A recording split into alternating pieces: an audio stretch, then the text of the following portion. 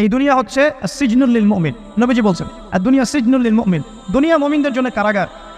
কারাগার মানে যেখানে আমি স্বতন্ত্র স্বাধীন নই। এখানে প্রশাসন অনেক ভাই বোন আছেন, তারা জানেন কারাগার কি জিনিস, আর যারা দুই একবার যাওয়া আসা করেছে ওরা জানে কি জিনিস। এখানে আপনার কোনো ব্যক্তি স্বাধীনতা নাই। আপনি আপনার ইস্তেঞ্জা করবেন, শিশি যেতে পারবেন না, আপনি পারমিশন নিতে হবে, তারা নিয়ে যাবে, তারপরে যেতে পারবেন হ্যান্ডক্যাপ পরিয়ে। দুনিয়া সিজনুল লিল মুমিন, দুনিয়া মুমিনদের কারাগার। এখানে আপনি খেতে পারবেন না, খাবার আসবে তারপর খাবেন, ঘুমাতে পারবেন না, যখন ঘুমানোর আদেশ দিবে তখন ঘুমাতে পারবেন। তা কতক্ষণ ঘুমাবেন তাও ফিক্স করা। মানে কারাগার মানে কি? যেখানে আপনার ব্যক্তির স্বাধীনতা চলে না, যেখানে আমি চলবো একটা সিস্টেমের আওতায়। এখন নবীজি বলছেন দুনিয়াটাই হচ্ছে কারাগার। আর এই দুনিয়ায় কেমন করে আমি প্রবৃত্তির দাসত্ব করতে পারি, কেমন করে আমি আল্লাহকে বলে নামাজ বাদ দিতে পারি, কেমন করে জাকাত সেই কবে ফরজ হয়েছে, মিল ইন্ডাস্ট্রিজ প্র্যাকটিস করেছি, জাকাত দিই না। রমজান মাস যায় আসে, রোজাও রাখি না, তারাবি পড়তে পারি না। কোরআন আমার সামনে মানুষ তেলাওয়াত পড়ে, কোরআন আমার ঘরে পড়ে আছে, শেলফের উপরে ধুলাও আছে, শেলফের উপরে কোরআন ধুলাওয়ালা, ধুলো মাখা। কোরআন পড়ার তৌফিক হয় না, নবীর হাদিসগুলো চর্চা করার তৌফিক হচ্ছে না, ইসলামিক বইপত্র পড়তে পারি না। এই কারাগারের জীবনে বসেই আমি একটা মেয়ের পিছনে দৌড়াচ্ছি, মাদক খাচ্ছি, জেনা করছি, কোনো সময় ধর্ষণ করছি, কোনো সময় সুদ খাচ্ছি, ঘুষ খাচ্ছি, দুর্নীতি করছি, এই কারাগারের জীবনে বসেই, যেখানে আমার কোনো ব্যক্তির স্বাধীনতা নাই। তাহলে কারাগারের জীবনের মেয়াদ যখন শেষ হবে, যখন তাকে এখান থেকে বের করে নিয়ে আসা হবে, অর্থাৎ মৃত্যু, তখন তার সাথে কীরকম রিমান্ডে আচরণ করা হবে এটা ভালো করে বুঝে না। নবীজি বলছেন আদ-দুনিয়া সিজনুল লিল মুমিন ওয়াল জান্নাতু লিল কাফির। কাফেরদের জন্য, মুশরিকদের জন্য এই দুনিয়াটা হচ্ছে জান্নাত। জান্নাত মানে কি? যা ইচ্ছা তাই করতে পারবে। জান্নাত মানে কি? আপনি চাচ্ছেন আল্লাহ আমি এখন একটা খামর চাই, শরাব, আপনার সামনে হাজির, চিন্তা করার সাথে সাথে। জান্নাত মানে কি? আল্লাহ আমি আপনাকে দেখতে চাই, আল্লাহকে আপনি দেখতে পারবেন। জান্নাত মানে কি? আপনি মধুর নহর, দুধের নহর, পানির নহর, শরাবের নহর, হুরুন ঈন চতুর্দিকে ঘোরাফেরা করছে। একজন নিম্নমানের জান্নাতি, মানে সবচেয়ে শেষের দিকে যারা জান্নাতে যাবে, তাদের সাথেই দুজন করে হুরুন ঈন, আহান পরিবার তো আছেই, গিলমান, পানপাত টুনে চারপাশে ঘোরাফেরা করবে। জান্নাত মানে কি? যেখানে যা ইচ্ছা তাই করা যাবে, বলার কেউ নাই, বাধা দেওয়ার কেউ নাই, সেখানে কোনো মৃত্যু নাই, সেখানে কোনো অহেতুক কথাবার্তাও নাই, কোনো গান গল্প নাই, কোনো মিথ্যা নাই, কষ্টের ক্লেশ মাত্র নাই, থুতু ফেলতে হবে না। জান্নাত মানে থুতু ফেলতে হবে না, জান্নাত মানে হাঁচি হবে না, নাক ঝাড়তে হবে না, জান্নাত মানে ইস্তেঞ্জা, পেশাব পায়খানা করার টেনশন নাই। মানুষ খাবার খাবে, একটা ঢেকুর তুলবে, ব্যাস খাবার হজমে। আর জান্নাতের সবচেয়ে বড় বিষয়টা কি? আল্লাহ পাককে আমরা এই চোখ দিয়ে দেখতে পারবো ইনশাআল্লাহ। আর তার সমকক্ষ একটা বিষয় হচ্ছে আল্লাহ পাক বলে দিবেন যে আমি তোমাদের সবার উপর সন্তুষ্ট হয়ে গেলাম, যাও কোনোদিন অসন্তুষ্ট হও। ব্যাস। এখন আপনি যত কিছুই করেন এই বস্তুবাদী জীবনে, মনে একটা ভয় থেকে যাবে। আপনি বিশ্বনেতা হয়েছেন, বড় শিল্পপতি হয়েছেন, পলিটিশিয়ান হয়েছেন, ইকোনমিস্ট হয়েছেন, মনে একটা ভয় থেকে যাবে যে মরতে আমাকে হবে, আল্লাহ আমাকে ধরবেই, হিসেব আমাকে দেওয়া লাগবেই, কবরে আমাকে একাই যাওয়া লাগবেই, আমাকে কিয়ামতের মাঠে দাঁড়াতে হবে আল্লাহর সামনে। মনে একটা ভয় কাজ করে, যদিও বাইরে মানুষ দেখায় যে কোনো ভয় নাই। মানুষ বাইরে অভিনয় করে, মানুষ সমাজের মানুষের সাথে বাইরে একটা অভিনয় করে, কোনো ক্ষেত্রে আমরা নিজেরাই নিজেদের সাথে অভিনয় করি। কথা সাহিত্যিক হুমায়ুন আহমেদের নাম শুনেছেন? ইন্তেকাল করেছেন। একটা সময় ছিল আমরা স্কুলে পড়তাম, কলেজে পড়তাম, মাঝে মাঝে টুকটাক এ ধরনের কিতাব, বইপত্র পড়া হয়েছে। হিমু, মিসির আলী, এইসব পড়া হয়েছে। শরৎচন্দ্র, বঙ্কিমচন্দ্র, রবীন্দ্রনাথ, নজরুলের কবিতাগুলো, ইভেন শেক্সপিয়ার, অ্যাডাম স্মিথ সহ, যিনি অর্থনীতির জনক। যাই হোক, তিনি তার বইয়ের মধ্যে লিখেছিলেন যে এই পুরো দুনিয়াটা হচ্ছে অভিনয়ের মঞ্চ। কথা সাহিত্যিক, তিনি বলছেন তার মতো করে এই পুরো দুনিয়াটাই অভিনয়ের মঞ্চ, আর আমরা সবাই নিজ নিজ জায়গায় অন্যের সাথে অভিনয় করছি, কোনো ক্ষেত্রে আমরা নিজেরা নিজেদের সাথে অভিনয় করছি। তিনি বলছিলেন আমরা সবাই অভিনেতা, আর সবচেয়ে বড় অভিনেতা হচ্ছে পলিটিশিয়ানরা, কারণ তাদেরকে অনেক বড় মঞ্চে অভিনয় করতে হয়। এটা আমার কথা না, হুমায়ুন আহমেদের কথা, পড়ে দেখেন। তো আল্লাহ পাক পাঠিয়েছেন তার ইবাদত করতে, আর এই বস্তুবাদী জগৎ আমাদেরকে ভুলিয়ে দিল কিভাবে? কয়েকটা প্রলোভন দিল। প্রথম প্রলোভন হচ্ছে টাকা, তারপরে জীবনে কি করব, প্রতিষ্ঠিত হওয়ার চিন্তা, তারপরে চাই আরও চাই, এই একটা আকীদা দর্শন, তারপরে আমার স্ত্রী সন্তান আহান পরিবারের কি হবে, আর আরেকটা দর্শন আছে, এটাকে বলে চারবাক দর্শন। এবং দুঃখের সাথে বলতে হয় আমাদের রবীন্দ্রনাথ ঠাকুর কিন্তু এই দর্শনের মানুষ ছিলেন। চারবাক কীরকম?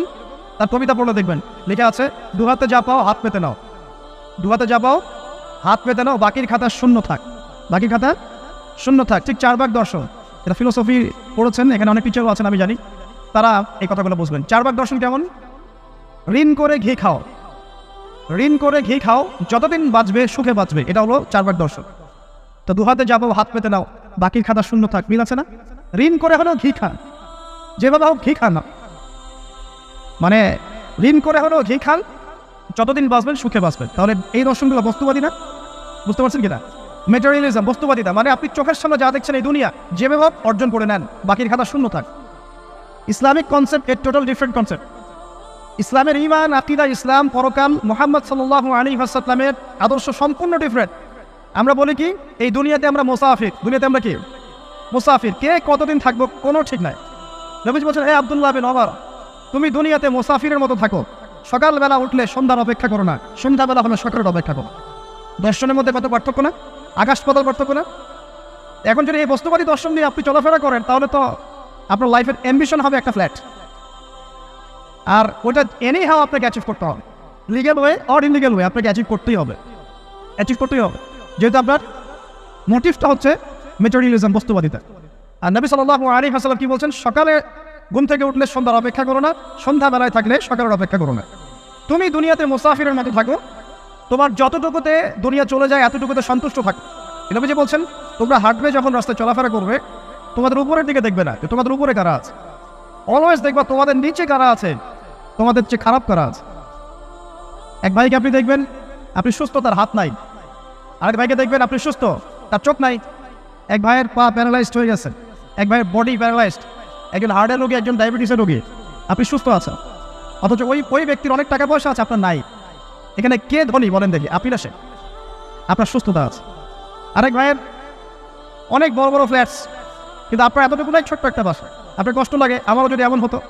ওই বাসায় গিয়ে দেখলেন যে ইন্টারনালি সে ব্যক্তি সুখে নাই, তার পরিবারে অশান্তি, তার পরিবারে হৃদ্যতা, ভালোবাসার বন্ধন নাই, আপনার পরিবারে আছে। একটা রিক্সাওয়ালা সারাদিন রিক্সা চালিয়ে 400-500-1000 টাকা আর্ন করে বাসায় চলে গেল, গিয়ে মাশাআল্লাহ আলু ভর্তা, ডিম ভাজা, ডাল দিয়ে ভাত খাচ্ছে, সুখে আছে, দিন বউয়ের সাথে গল্প করছে, চাঁদ দেখছে। আর সেই তো কবে আপনি ওয়াইফ কিনে চাঁদ দেখেছেন ঠিক নাই, আপনি টাকা অর্জন করার নেশায় বছরের পর বছর স্ত্রী থেকে দূরে আছে, দেখারই সৌভাগ্য হয়। আসলে সুখ কাকে বলে? সুখটা কি জিনিস? ঢাকাবাসীকে সুখ বোঝানো দরকার। সুখটা কি জিনিস? যখন আপনি বা আমি নিজেকেও বলছি, যখন আমরা আল্লাহকে পাবো, আল্লাহ পাকের ইবাদতের মধ্য দিয়ে, রাসূলের সুন্নতের মধ্য দিয়ে অল্পে তুষ্ট থাকতে পারবো, যা আছে এতে শুকরিয়া আদায় করবো, আপনার তো সুখী মানুষ দুনিয়াতে কেউ নাই দুনিয়া। কিন্তু বস্তুবাদিতা আপনাকে এই আকীদা আদর্শ থেকে সম্পূর্ণ ডিমোটিভেট করে দেবে। আপনাকে খালি চাই আরও চাই, ওই যে দু হাতে যাবো হাত পেতে নাও, বাকির খাতা শূন্য থাকার। আমাদের দর্শন দু হাতে যাবো হাত পেতে নাও না, বরং দুনিয়াতে যতটুকু পাও এতটুকুতে সন্তুষ্ট থাকো, বাকির খাতা শূন্য থাক না, বাকির খাতা পূর্ণ হোক। মানে পরকালটা বাকির খাতা না, পরকালের বাকির খাতাটা পূর্ণ হোক। প্রয়োজনে দুনিয়ার সব চলে যাক, প্রয়োজনে দুনিয়ার সব যদি চলেও যাক, তারপরে বাকির খাতা কি হোক? পূর্ণ হোক। এটাই আল্লাহ রাব্বুল আলামিন সূরা আ'লার মধ্যে বলছেন, বাল তু'থিরুনাল হায়াতাদ দুনিয়া, তোমরা এই দুনিয়ার জীবনটাকেই প্রাধান্য দিয়ে থাকো, ওয়াল আখিরাতু খায়রুন ওয়া আবকা, কিন্তু আখিরাত হচ্ছে সবচেয়ে উত্তম এবং চিরস্থায়ী। তো প্রিয় ভাই এবং বোনেরা যারা আলোচনা শুনছেন, আজকে আমাদের প্রথম সবক খাওয়া উচিত দুনিয়ার নেশায় আমরা না পড়ি। আল্লাহ পাক আমাদেরকে তৌফিক দান। এর মানে এই না আমরা দুনিয়ার প্রোগ্রেসে যাব না, অবশ্যই যাব, আমরা অবশ্যই যাব। পুরো ন্যাশন জাতিগতভাবেই আমাদেরকে এই ওয়ার্ল্ডের সমকক্ষ তো হতে হবে কি না? আমরা কি ওয়ার্ল্ডের সমকক্ষ হতে পেরেছে? আপনাদের কি মনে হয় যে মিলস, ইন্ডাস্ট্রিজ, ফ্যাক্টরিজ, সেতু, ফ্লাইওভার এইগুলো করলেই মনে হয় যে ওয়ার্ল্ডের সমকক্ষ হওয়া যায়?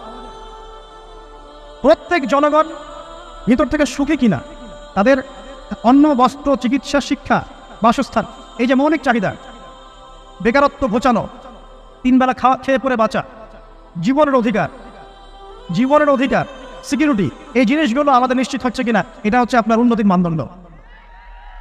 উন্নতির মানদণ্ড কি? আমরা এখন যেখানে আছি না, 1776 সালে অ্যাডাম স্মিথ তার চেয়ে আগের জায়গায় ছিল। 1776 সালে অ্যাডাম স্মিথ একটা বই লিখেছেন, তার নাম হচ্ছে যে দ্য ওয়েলথ অফ নেশন, এই কিভাবে একটা রাষ্ট্রের ওয়েলথ ফাংশন করে। ওই 1776 সালে তিনি যে চিন্তাগুলো করেছেন, এখন পর্যন্ত আমরা সে চিন্তা বাস্তবায়ন করতে পারি নাই। 1776 সালের চিন্তা, কিন্তু ওই চিন্তা বাস্তবায়ন করেছে পশ্চিমা সভ্যতা, যেটা আপনি দেখছেন দাঁড়িয়ে আছে, এই একটা বইয়ের উপর দাঁড়িয়ে আছে। যেমন একটা এক্সাম্পল দিই, আলোচনা কঠিন হয়ে যাবে, অন্যদিকে যাব। আমরা মনে করি যে অর্থনীতি আমরা নিয়ন্ত্রণ করব, ঠিক আছে, অর্থনীতির পুরো বিষয়গুলো আমরা নিয়ন্ত্রণ করে আমরা সমৃদ্ধি নিয়ে আসবো। আসলে বিষয়টা কি জানেন, অর্থনীতির নিজের একটা ফ্লো আছে, ও নিজেই নিজেকে নিয়ন্ত্রণ করে এবং তার উপর একটা ইনভিজিবল হ্যান্ড থাকে, অদৃশ্য হাত, যেটা আমরা বলি আল্লাহ রাব্বুল আলামিন। আল্লাহ রাব্বুল আলামিন এই পুরো অর্থনীতিকে নিয়ন্ত্রণ করে। আমরা যখন সেটাকে ইন্টারফেয়ার করতে যাব তখন ইকোনমি কলাপস করে যাবো। এই যে করছে কলাপস, আরও ব্যাপার আছে। শুধু ব্যবসা, অর্থনীতি, এক্সপোর্ট ইম্পোর্ট এগুলোকে তিনি জাতির মানদণ্ড বলতেন না। তিনি বলতেন যতক্ষণ পর্যন্ত জাতির প্রত্যেক ব্যক্তির মধ্যে এথিক্স না আসবে, নীতি যতক্ষণ পর্যন্ত না আসবে আপনি করাপশন থামাতে পারবেন না। তাই হয়েছে না? শুধু ব্যবসা না, আদর্শ কতটুকু আছে। এই যে আপনি দেখছেন বিভিন্ন জায়গায় ভেজাল খাবার খাওয়াচ্ছে, ওদের কি টাকার অভাব আছে? ওদের টাকার কিন্তু অভাব নাই। নেম ফ্রেমের কোনো ঘাটতি আছে? এস্টাবলিশড বিজনেস, তাহলে কেন আপনাকে ভেজাল খাওয়াবে? কারণ তার মধ্যে এথিক্স নাই, নীতি নাই। এই জন্য জাতির প্রত্যেক সদস্যকে, মানে প্রত্যেক জনগণের প্রত্যেককেই আগে নীতিগত শিক্ষা দেওয়া উচিত। আর এই কাজটাই করে ইসলাম। বলে সুবহানাল্লাহ। এই এথিক্স এবং নীতি শেখায় কে? ইসলাম। ইসলামের চেয়ে সার্বজনীনভাবে এবং যুগোপযোগীভাবে কেউ এথিক্স শেখাতে পারবে না। কাগজে কলমে অনেক কথা বলতে পারে, প্র্যাকটিক্যালি শেখাবে কে? ইসলাম। এখন বলতে পারেন তাহলে মুসলিমদের মধ্যে দুর্নীতি কেন, মুসলিমদের মধ্যে কেন এই সমস্যাগুলো হয়? উত্তর একটাই। ওই যে স্যার বলে গেলেন, আমি বিভিন্ন ওয়াজে যে এক এক জায়গায় এক এক কথা বলে, উত্তরটা কি? উত্তরটা হচ্ছে যে কোরআন এবং সুন্নাহর সঠিক যে শিক্ষাটা আছে, এই শিক্ষাটা আমরা অনেকেই বাস্তবায়ন করতে পারছি না। এটা আমাদের ব্যর্থতা। এটা কাদের ব্যর্থতা? এটা আমাদের ব্যর্থতা। এখানে আমাদের ব্যক্তির স্বার্থ থাকতে পারে, এখানে আমার জ্ঞানের স্বল্পতা থাকতে পারে, আমার ভিতরে অহংকার থাকতে পারে, বা আমি অল্প শিক্ষিত হতে পারি, এবং এমন হতে পারে আমার জ্ঞানটা যুগোপযোগী না। ইসলামিক জ্ঞান আমার মধ্যে আছে, কিন্তু কীভাবে এই জ্ঞান দিয়ে ওয়ার্ল্ডকে ডিল করবো এই জ্ঞানটা আমার মধ্যে নাই। এই কারণে আমরা হয়তোবা ইসলাম, কোরআন সুন্নাহ হাতে থাকার পরেও এই সমস্যাগুলো ফেস করছি। প্রথম সমস্যা হচ্ছে বস্তুবাদিতা। আল্লাহ পাক আমাদের সবাইকে, যারা আলোচনা শুনছি, দুনিয়ার প্রেমিক হওয়া থেকে বাঁচা করি। আমি দুনিয়ার প্রেমিক না, প্রেমিক হবো কার? আল্লাহর আখিরাতে। কতটুকু দাম আছে দুনিয়ার? আল্লাহ পাক বলছেন একটা মাছির পাখার সমানও না। একটা মাছির পাখার কি দাম আছে আপনার কাছে? আল্লাহ পাক বলছেন পুরো দুনিয়ার দাম আমার কাছে যদি একটা মাছির পাখার সমান হতো, তাহলে এই দুনিয়াতে কোনো কাফের মুশরিক পানি পান করতে পারতো না। তার মানে এই দুনিয়াতে যা করো আমার তো কোনো দামই নাই দুনিয়া। কালকেই তো আমি দুনিয়া ধ্বংস করবো। আর ওই যে দুই জাতির কথা বললাম, জিন এবং মানব জাতি, আপনারা সূরা আর রহমান পড়বেন। রহমান নামটা অনেক ব্যাপক, দয়াময়ের নাম। তার মানে আল্লাহ পাক মার্সিফুল, মোস্ট মার্সিফুল। কিন্তু এই সূরা আর রহমানে একটা ভয়ঙ্কর আয়াত আছে, কি? সানাফরুকু লাকুম আইয়ুহাস সাকলান। হে মানুষ এবং জিন, শীঘ্রই আমি তোমাদের দুইটা জাতিকে ডিল করার জন্য পারেক হচ্ছি, অপেক্ষা করতে থাক। মানে আল্লাহ পাক কুল্লু ইয়াউমিন হুয়া ফি শান। মানে আল্লাহ পাক কি করেন? সবসময় তার কাজে ব্যস্ত আছে। মহাবিশ্বের তো গ্রহ, নক্ষত্র, গ্যালাক্সির অভাব নাই, মাখলুকের কোনো অভাব নাই। আল্লাহ পাক প্রত্যেকটা মুহূর্তেই তার কাজে ব্যস্ত আছে, তার কাজে শানে ব্যস্ত আছে। কিন্তু এই ব্যস্ততা থেকে ফারেক হবেন কাদের জন্য? মানুষ আর জিনের জন্য। সুবহানাল্লাহ। মানুষ আর জিনের জন্য। আল্লাহ পাক বলেন সানাফরুকু লাকুম আইয়ুহাস সাকলান। দাঁড়াও, দুনিয়ার মধ্যে এইসব করে বেড়াচ্ছ, তোমাদের দুই জাতির জন্য আমি অচিরে ফারেক হব ইনশাআল্লাহ। ওইটাই হলো কিয়ামতের দিন। যদি ওই দিনটা আমরা মাথায় রেখে চলি, ইনশাআল্লাহ আমরা কেউ বস্তুবাদী হব না ইনশাআল্লাহ। আল্লাহ পাক আমাদের সবাইকে দুনিয়া মুসাফিরের মতো থাকার তৌফিক দান। আমরা উন্নতি করব, অবশ্যই অগ্রগতি করব, আমরা সবকিছুই করব, কিন্তু দুনিয়ার পূজায় ডুবে যাব না। এটা একটা বড় চ্যালেঞ্জ। মানে মধ্যমপন্থী থাকতে হবে, না একদম গোলালু মার্কা আর না চরমপন্থী, মাঝামাঝি থাকার চেষ্টা করতে হবে। আল্লাহ তৌফিক দান। ঢাকাবাসীর জন্য এর চেয়ে বড় কোনো নসিহত হতে পারে না। ঢাকার মতো যত মানে সিটিজ, মেগা সিটিজ আছে সারা ওয়ার্ল্ডে, তাদের জন্য এটাই প্রথম নসিহত, বস্তুবাদিতা ত্যাগ করতে হবে। বস্তুবাদিতা